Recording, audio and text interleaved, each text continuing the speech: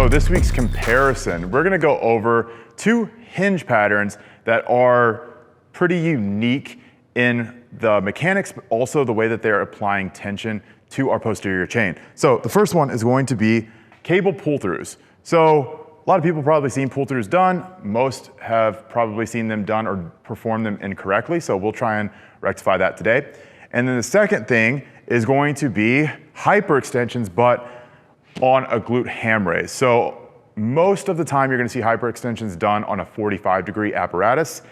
This is on a glute ham raise or GHR or GHD, whatever you wanna call it. And the difference being there is that instead of a 45-degree, we have a flat surface here. So we're gonna be parallel with the floor. So I'm gonna come back over here to cable pull-throughs. So cable pull-through, the interesting thing here is that what makes it different than something like a RDL is that instead of that tension being vertical and force going down, like if we had dumbbells, that force is coming from behind us. So we're actually extending against the cable that's running between our legs. So that's gonna take a lot of pressure off of our low back. That's gonna put a lot of the tension into our hip extensor, so our glutes, take some of that stress off of our hamstrings as well. But, and this is a big but, the movement is meant to be very compact, at least whenever you're doing it for your glutes rather than your erectors. Most people completely miss that whenever they're performing cable pull-throughs. So the pull-through is meant to be a pretty compact movement. And I like to use a strap like this rather than a rope. You're gonna walk it out away from the base of the pulley system.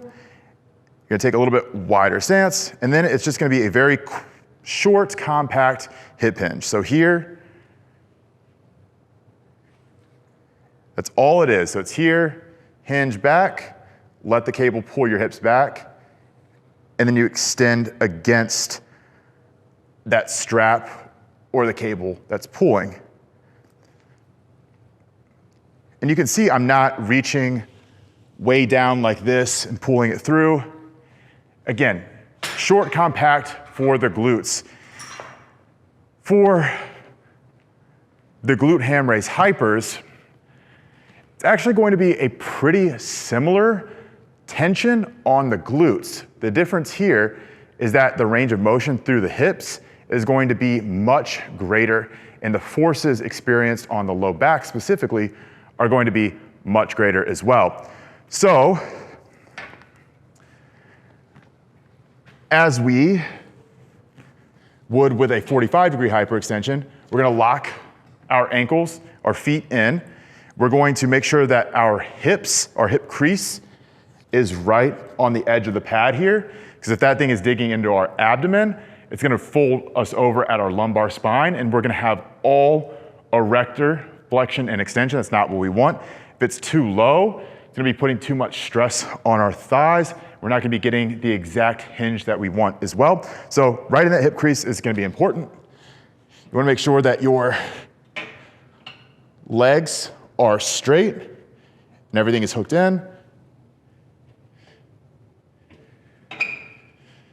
And then you can keep it short and compact, just like you did with the pull through.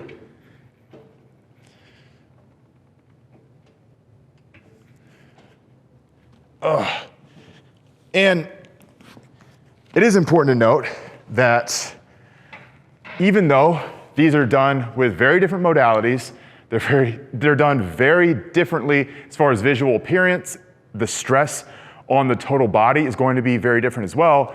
The similarity is that the same vector of tension is being applied in both scenarios. So the tension in the pull through is coming from behind our body, and we're having to extend hips to fully extend our torso and our legs. And same thing here. The tension is coming from behind our hips. In this case, it's actually gravity, and we're having to extend our hips to pull ourselves straight and parallel with the floor. So pull-throughs are going to be one of those movements I feel like is best done for higher reps. It's best done supplementally, not necessarily, and this may be a little bit controversial, not necessarily as like a muscle building or a strength building movement. And the reason I say that is because there's a lot of instability with pull-throughs whenever you start going heavier and when you start going closer to failure. It's a movement I think is best done to actually teach a hip hinge because it is forcing you into a short, compact hinge through your hips. It's pulling you back into that position. It's forcing you to feel the right muscles. A GHD or GHR hyperextension, on the other hand, is a movement that you can load heavy. It's a movement that you can do a lot with. And I actually think it's a really underrated movement because most people are going to be typically biased towards 45-degree hyperextensions. They completely forget that you can do hypers on a glute ham raise like this. So it's going to feel a little bit different. Maybe it doesn't feel as great as a 45-degree bench, but note that the vector of tension and the forces being applied are going to be extremely similar, if not better, for your glutes than a 45-degree hyperextension, and especially something like a pull-through, which, again, it deals with that instability, and that's kind of where it suffers. So both these movements, hip hinges, they're both pretty great for targeting the glutes, just in vastly different ways. So understanding the ways they are similar, the ways that they differ, are important for how you're actually going to program them, understanding their use cases, and also understanding where their faults might lie. So glute ham raise, hypers, cable pull-throughs, interesting hinge patterns that you might want to add into your next leg day.